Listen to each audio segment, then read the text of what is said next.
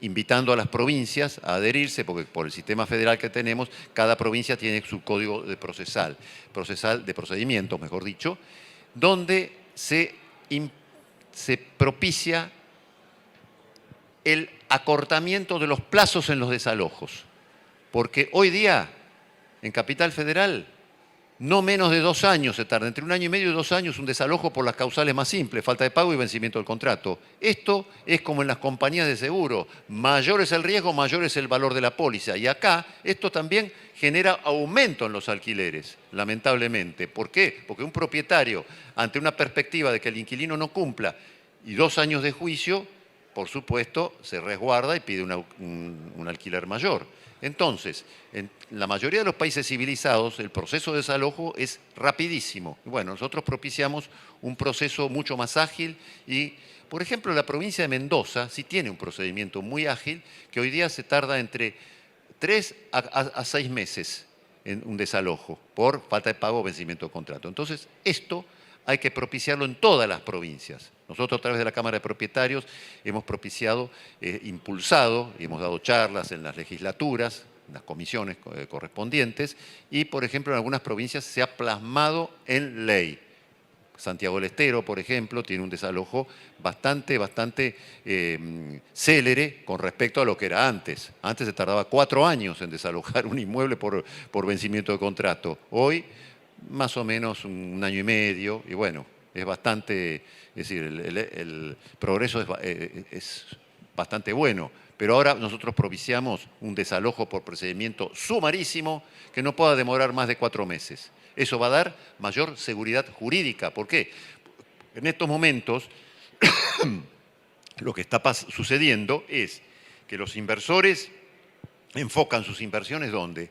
En construir en Montevideo, en Asunción, Paraguay, países como Paraguay, que hoy día tienen mayor seguridad jurídica que la Argentina. Parece increíble, pero es así.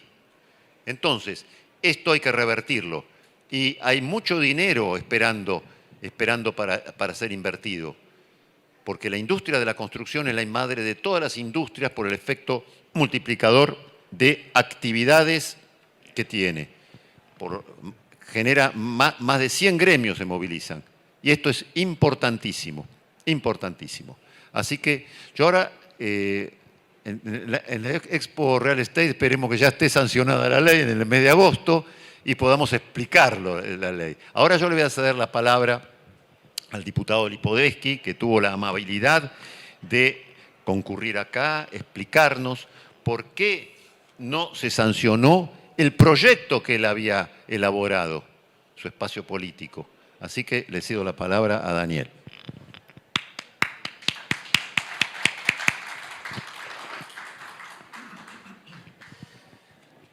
Bueno, buenos días a todos. Bueno, muchísimas gracias, Enrique, y gracias, por supuesto, a Expo Construir por la invitación. Y la verdad que es un honor estar acá contigo, Enrique, compartiendo esta jornada, este workshop, sobre un tema que además justamente tiene la mayor actualidad, porque estamos justo viendo en este momento cómo el Congreso de alguna manera está empezando a debatir una revisión de la ley que ya lleva casi 2 años de vigencia, un poquito menos, y que creo que después de este tiempo es importante, por supuesto, reanalizarla, redebatirla y ver de qué cuestiones es necesario mejorar de la ley. Y para eso está bueno estos ámbitos donde de alguna manera uno puede también reconstruir todo el proceso que llevó a la aprobación de la ley, las cuestiones que se incluyeron en la ley y las que no se incluyeron, para un poco entender la lógica de por qué se aprobó la ley y cómo se aprobó y por qué además luego no funcionó. Porque sin lugar a dudas, si el Congreso después de 1 año y medio está debatiendo cambiarla, está claro que la ley ha tenido errores y por eso no ha funcionado. Y para eso me parece que hay que arrancar o empezar por el origen del tema, que es un poco cuando de alguna manera yo asumo como diputado nacional, allá en el 2015, donde me designan como presidente de la Comisión de Legislación General de la Cámara de Diputados, y ahí, por supuesto, lo primero que recibimos, los primeros proyectos que recibimos enviados por el Senado, en el 2016 fue un proyecto con media sanción del Senado, de un proyecto de ese momento de la oposición, actual oficialismo, donde justamente planteaba la reforma de la ley de alquileres. A partir de ese momento se decide de alguna manera dentro del oficialismo de la Cámara y con nuestro gobierno generar un debate parlamentario sobre la necesidad o no de la reforma de la ley de alquileres y que nos llevó bastante tiempo, ¿no? Casi 3 años de debate en la Cámara de Diputados, sobre todo porque claramente, como lo estamos viendo hoy, es una ley que tiene posiciones muy antagónicas de alguna manera entre los dos sectores involucrados y era muy difícil la construcción de los consensos necesarios. En todo ese proceso se presentaron más de 8 proyectos y todos partían con una misma conclusión, que era un poco el reclamo prácticamente unánime de ese momento de los inquilinos. Por eso es importante para entender lo que pasa, por qué hoy la ley tiene un método de actualización y la modificación de la ley 23.928 que hacía mención Enrique, que prohibía la indexación. Todo el reclamo unánime en ese momento que planteaban los inquilinos sobre todo era que cuando iban a firmar los contratos se les imponían aumentos por encima de la inflación. Recordemos que al que estar limitada la indexación, lo que se hacía en esos momentos era pactar aumentos generalmente semestrales, y lo que reclamaban los inquilinos en general en ese momento era que esos aumentos que se pactaban y que en definitiva les imponían las inmobiliarias sobre todo, eran por encima de la inflación. Por eso todos los proyectos que se presentaron en ese momento, incluso el que vino con media sanción en ese momento del Senado, que valga ser decía, vino con voto del Senado unánime, de los dos bloques mayoritarios, tanto del bloque de ese momento de la oposición, que era el Frente para la Victoria, como de nuestro bloque, del bloque de Cambiemos, que lo votó favorablemente en el 2016, planteaban justamente la actualización por un índice para resolver esta problemática que planteaban unánimemente los inquilinos. Bueno, en todo ese debate, que duró, como le dije, 3 años en la Cámara de Diputados, en el marco de la Comisión de Legislación General, fue todo un proceso donde fuimos de alguna manera presentando varios proyectos. A partir de esa media sanción que les contaba del Senado, se formó una comisión dentro de nuestro gobierno, donde participaban varias áreas del gobierno que tenían que ver con el mercado de alquileres, como la Secretaría de Vivienda, lógicamente, la Secretaría del Ministerio de Economía, de Hacienda, la Secretaría de Comercio, la Agencia de Inversiones, la AFIP. Y en esa mesa, y por supuesto yo también lo integraba como presidente de la Comisión de Legislación General, en esa mesa se fue plasmando la redacción de un proyecto que finalmente se presentó en el 2017 con mi firma. Ese proyecto incluía varias cosas que hoy no están en la ley. La primera que incluía, y que era justamente, creo que un acierto desde el punto de vista de lo que estaban saliendo con la actualización, como decía Enrique, era que la actualización era semestral, no anual. Porque por supuesto entendíamos que era la manera de actualizar y además porque en definitiva lo que se venía pactando, Enrique lo sabe mejor que yo, antes de la ley, eran en los contratos se pactaban en general aumentos semestrales. Estamos hablando de alquiler de vivienda, por supuesto, ¿no? Y también lo que se debatió en ese momento, en el marco de esa mesa del gobierno, era la problemática que había con el tema de la no registración de los contratos en la AFIP. Si bien no era un tema que, por supuesto, en mi caso particular más me preocupara, la verdad que uno veía visualizando otras cuestiones, como lo que planteaba Enrique respecto a la devolución del mes de depósito, o el problema con las garantías, de que en general se exigía solamente como garantía un bien inmueble, y muchos inquilinos se quejaban de que si no tenían inmuebles no podían alquilar,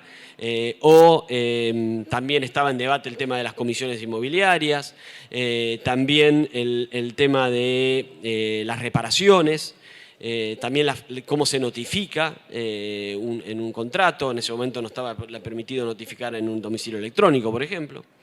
Esas son las cosas que de alguna manera a mí me preocupaba más. No me preocupaba tanto lo de la registración en la AFIP, pero la AFIP vino a esa mesa que habíamos formado en el gobierno planteando que era necesario incluir alguna norma que incentivara la registración de los contratos de alquiler.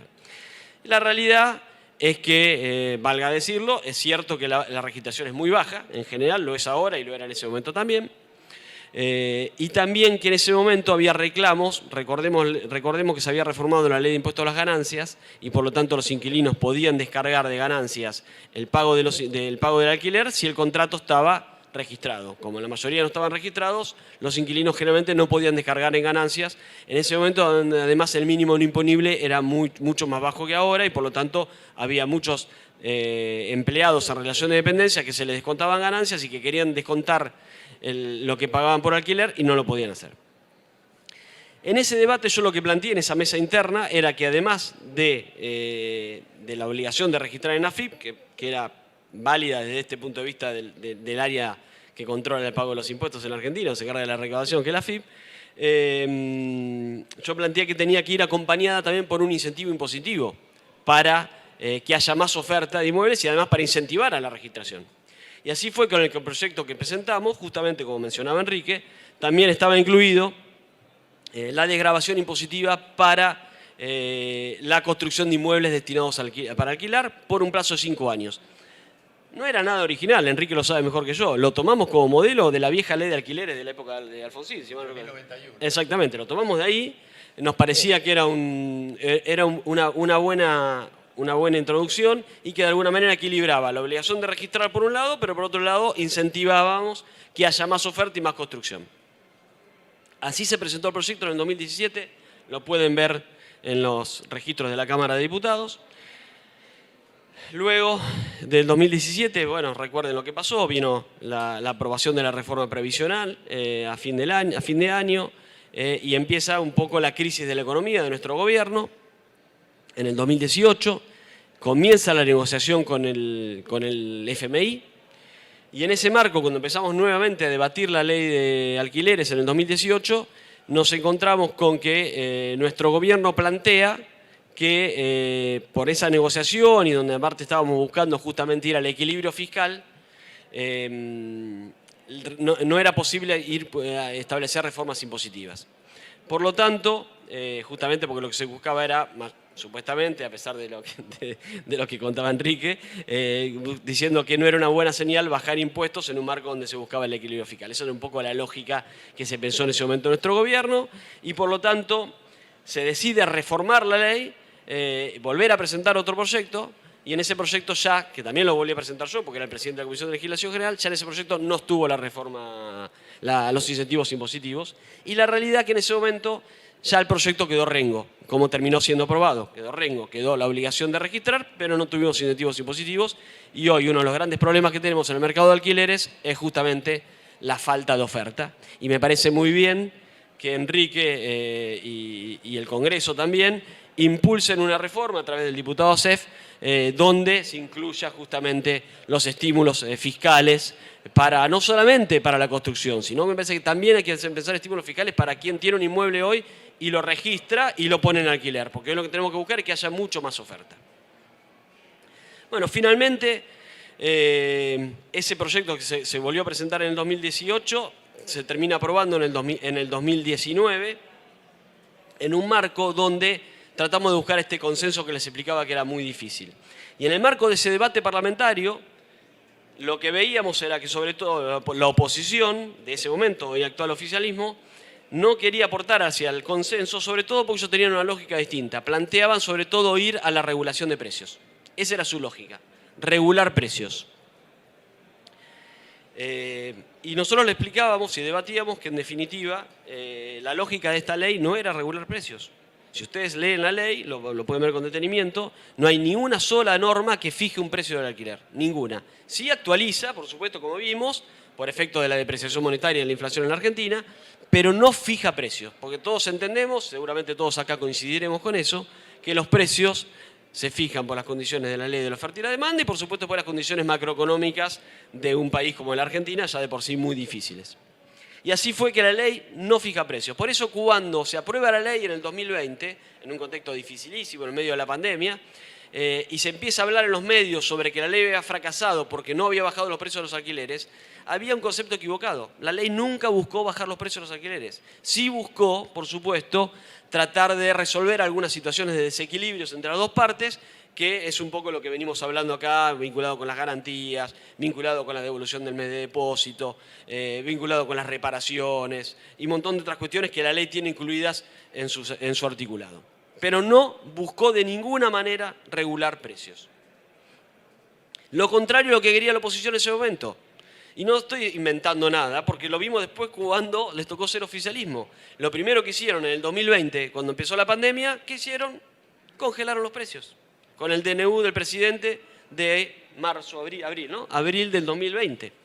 La ley entra en vigencia en ese momento, con los precios congelados y con la suspensión de los desalojos. Ya un mercado, por supuesto, desvirtuado y en un momento donde, por supuesto, a partir de ahí, cualquier confianza que quedara en cualquier propietario que quisiera poner un contrato de alquiler terminó de desaparecer. Y por lo tanto, el plazo, que son los temas que justamente estamos acá debatiendo, está debatiendo el Congreso, lógicamente, quizá el plazo de 3 años, que en ese momento cuando nosotros lo debatimos, y yo en el segundo proyecto estuvo incluido como 3 años, pero en el primero yo había puesto 2 años, más una prórroga de 1 año más, 2 años, quedó fuera de... Perdió idea. ¿Por qué? Cuando lo pusimos los 2 años más 1 año más, era porque en definitiva los inquilinos en ese momento planteaban con cierta lógica que 2 años en un contexto de normalidad, no en la Argentina, es poco, es cierto. Un inquilino accede a la vivienda, se muda, si es en una ciudad grande, muda a su familia, cambia a los chicos de la escuela y al año, si el propietario decide no renovarle, se tiene que volver a hacer todo ese cambio, que es un cambio... Ustedes lo saben muy bien que las mudanzas se dice que son las situaciones más estresantes de la vida de un ser humano y por lo tanto parecía corto. Entonces por eso se estableció en el proyecto original 2 años más 1 año y en el proyecto que finalmente fue ley se pusieron 3 años. Ahora, en la Argentina actual, donde venimos de un gobierno que congeló los alquileres, que suspendió los desalojos y además intentó expropiar Vicentín y un montón de otras cosas que hemos visto en los despropósitos vinculados y incentivó las usurpaciones, las tomas. Nosotros tenemos en mi ciudad, en La Plata, por eso le marcaba que soy platense, la toma más grande de la provincia de Buenos Aires, 160 hectáreas incentivadas por el gobierno de la provincia de Buenos Aires, incentivadas sin lugar a dudas por el gobierno de la provincia de Buenos Aires. En ese marco, 3 años es una enormidad. Y por lo tanto está bien que hoy el Congreso vuelva a debatir el plazo. Pero también es entender por qué en ese momento lo pusimos en un contexto muy distinto a este. Muy distinto a este. ¿Cómo termina el proceso de aprobación de la ley? En ese marco de lo que estamos hablando, del debate, justamente nosotros entendíamos que esta ley, con este texto, más allá de las cosas que ya dijimos que está equivocada, o que no ha funcionado, más que está equivocada, creíamos que también de alguna manera era poner un tapón a otras iniciativas distintas que venían por el otro lado. Todavía el gobierno lo había asumido, pero ya lo veíamos en el debate parlamentario, cuando nosotros tenemos las reuniones, valga decir, las reuniones que tuvimos donde escuchamos a todas las partes, porque esto es un tema que también se ha hablado. Las inmobiliarias, sobre todo, que tienen una representación muy atomizada, participaron en todo el debate y fueron de alguna manera, en el momento donde se aprobó la ley, se aprobó en la comisión, que es mi responsabilidad por presidente de la comisión, ya después en el recinto ya entra en otra lógica de los bloques, pero en la comisión, donde yo era el presidente de la Comisión de Legislación General, en ese momento, el día que aprobamos y caminamos la ley, estaban las representaciones de los inmobiliarios y los inquilinos, y todos de alguna manera entendieron que era la mejor ley posible, no la mejor ley, entendieron que la mejor ley posible en ese contexto. Incluido porque pusimos algunos temas que eran de preocupación de las inmobiliarias. Por ejemplo, lo que tiene que ver con las incumbencias profesionales. Había una gran preocupación de las inmobiliarias en ese momento respecto a terceros que intervenían en la celebración de un contrato de alquiler entre las dos partes y que no eran corredores inmobiliarios o no eran martilleros. Y las inmobiliarias querían asegurarse la incumbencia y está muy bien, y por eso lo incluimos. Nosotros dos somos abogados y a nosotros también nos preocupan las incumbencias profesionales de abogados. Cuando vienen de otra profesión y plantean lo mismo, está muy bien que se refuerce eso, y por eso la ley se lo incluyó. Y fue en ese momento la mejor ley posible de ese contexto, donde además entendíamos que podía ser un buen paraguas para proyectos mucho más intervencionistas, como era la fijación de precios, que finalmente se dieron por DNU, como vimos en el 2020, o ahora por proyectos de ley, como el que están presentando y están debatiendo con el proyecto, creo que es del diputado Gioja. Pero nosotros creemos que el camino es el contrario. Nosotros creemos que el camino no va por nuevos impuestos, va por lo contrario, va por menos impuestos. va por los incentivos, no por las obligaciones del punto de vista fiscal, que ya sabemos que en la Argentina además hay una presión fiscal enorme.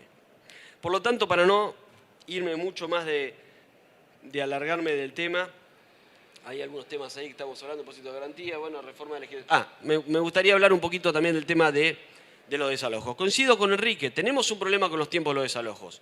Eso es uno de los temas que también a mí me preocupaba, así como me preocupaban ciertos abusos que había por parte de las inmobiliarias, sobre todo respecto a los inquilinos y que los inquilinos denunciaban, como por ejemplo que uno dejaba el depósito y a los 2 años se lo devolvían al mismo valor que lo habías dejado, si no había gastos imputables a un alquiler, imputables al depósito que habías dejado, y que era un despropósito con la depreciación monetaria que hay en la Argentina. También había cuestiones que me preocupaban, como era justamente la lentitud de los procesos en los desalojos, porque por supuesto había que generar lo contrario.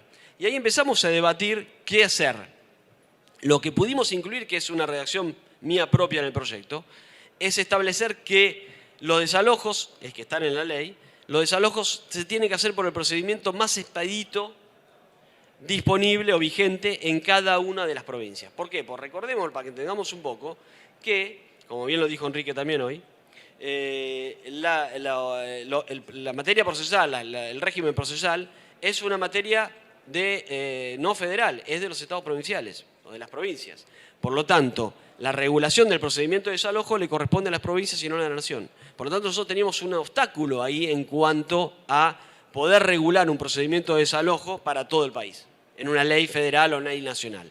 Por lo tanto, la fórmula que encontré fue poner un artículo que estableciera que los procedimientos de desalojo debían hacerse por el procedimiento vigente más expedito posible. Esto era porque hay provincias donde hay un procedimiento sumario, sumarísimo y ordinario. Y nos encontrábamos que había jueces que le aplicaban en el proceso de desalojo el proceso ordinario. Imagínense un proceso ordinario que implica, para los que no son abogados, plazos larguísimos, extensísimos, un proceso de desalojo que puede durar 3 años fácilmente. Y eso lo incluimos. Hoy hablaba con Enrique, que tiene mucho más experiencia que yo en cuanto a lo que tiene que ver con los desalojos y materia judicial, que lamentablemente igual, a pesar de esa cláusula que pusimos, igual los jueces todavía no la han receptado y muchos jueces todavía le siguen aplicando en algunas provincias el proceso ordinario a un desalojo que sin lugar a dudas tiene que ser sumarísimo, cita vigente, o sumario, o el procedimiento especial de desalojo si lo tuvieran. Está bien igual que hoy a través del diputado Sef se plantee también una norma que establezca eso, que se va a aplicar solamente al Código Procesal Nacional, pero que de alguna manera puede servir como faro para que después las provincias se adhieran y poder generar un proceso de desalojo más expedito. Porque está claro que cuando hay un proceso de desalojo estamos hablando de que alguien no ha cumplido el contrato. Y cuando no esté cumplido el contrato lo que hay que hacer es hacer cumplir la ley.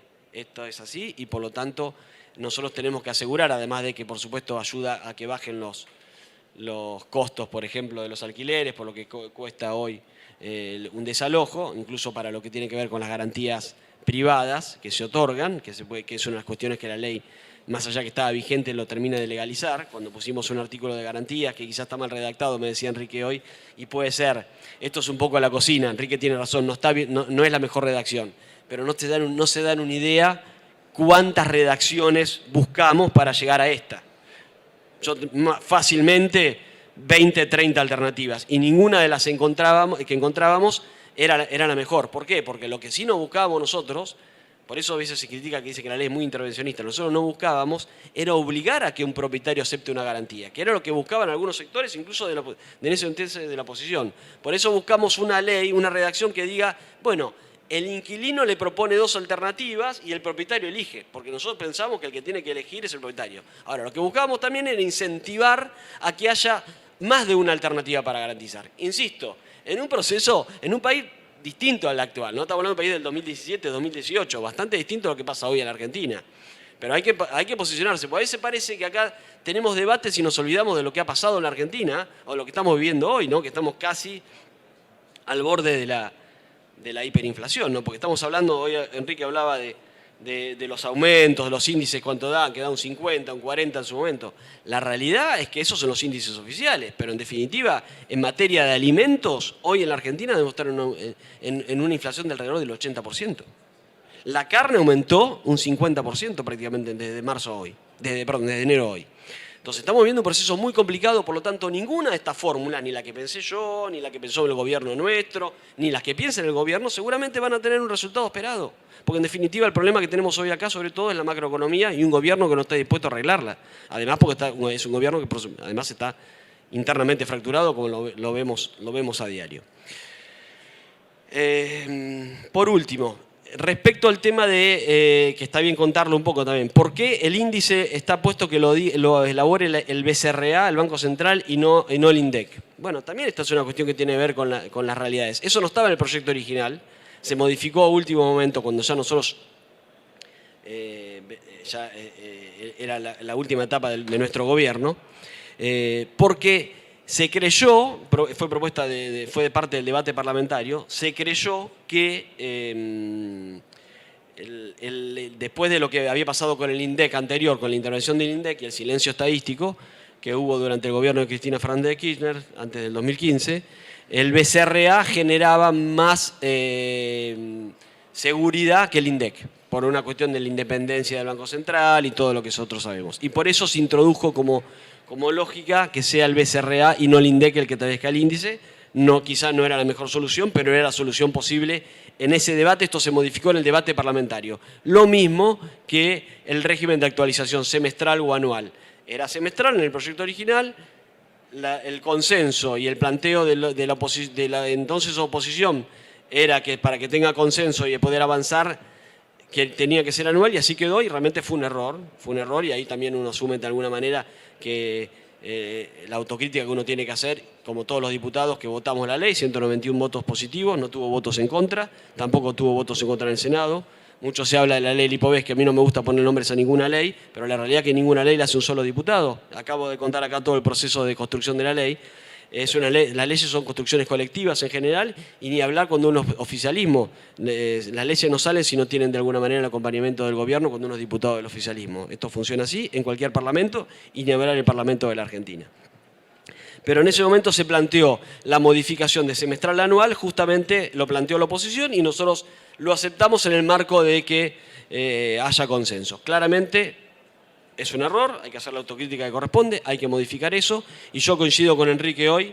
Yo ni siquiera volvería, no mantendría ni siquiera el índice actual. Yo dejaría hoy, en este contexto de la Argentina tan difícil, al libre acuerdo de las partes, porque me parece que hoy es lo que le va a dar más tranquilidad a las dos partes, porque en este contexto de tanta inestabilidad, que ellos acuerden cuál es la fijación correcta. Más allá de que hay que mantener sin lugar a dudas la derogación del artículo 7 para que se pueda poner un mecanismo de indexación que hoy la ley no tiene. Me parece que ese es el camino correcto que debería pensarse en el Congreso en este debate parlamentario.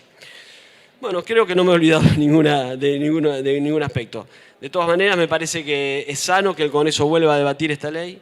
Es sano también reconocer de que la ley no funcionó y que hay cosas que hay que cambiar, pero también hay que pensar que hay cosas que tiene la ley que son positivas. Hoy hablábamos de las incumbencias profesionales, hablábamos de que permite la notificación electrónica que hoy no tiene, hablábamos de la devolución actualizada al mes de depósito, hablamos de que amplía el horizonte de los instrumentos para garantizar, hablamos que establece la regulación de cómo se deben producir las reparaciones urgentes, más allá que también es una redacción que no es la mejor, pero también fue lo que se pudo hacer en ese momento. También lo que tiene que ver con el pago de las expensas, establece claramente a quién le corresponde cada expensa, la extraordinaria y las ordinarias. Todas cuestiones que la ley creo que mejora lo que había antes, porque lo que había antes de la ley tampoco era la panacea, convengámoslo, tenía muchas dificultades, si no la ley no se hubiera aprobado. Y por lo tanto está bien que hoy se plantee un proceso donde se mejore lo que está mal, se cambie lo que está mal y se mantenga lo que está bien. Eso es lo que debería hacer el Congreso, y me parece que esperemos que en estos próximos días así se haga para mejorar una situación del mercado inmobiliario de alquileres muy complicada. Ahora, como le digo siempre, lamentablemente, por más reforma que se haga, los alquileres en Argentina lamentablemente van a seguir aumentando, porque con un contexto inflacionario como tengamos, ninguna ley lo va a resolver. Ni esta, ni la anterior, ni la nueva, ni ninguna. Lo que tenemos que, para resolver eso, es que tenemos que tener un plan económico y un gobierno que esté decidido a afrontar este problema y no incentivarlo. Muchísimas gracias.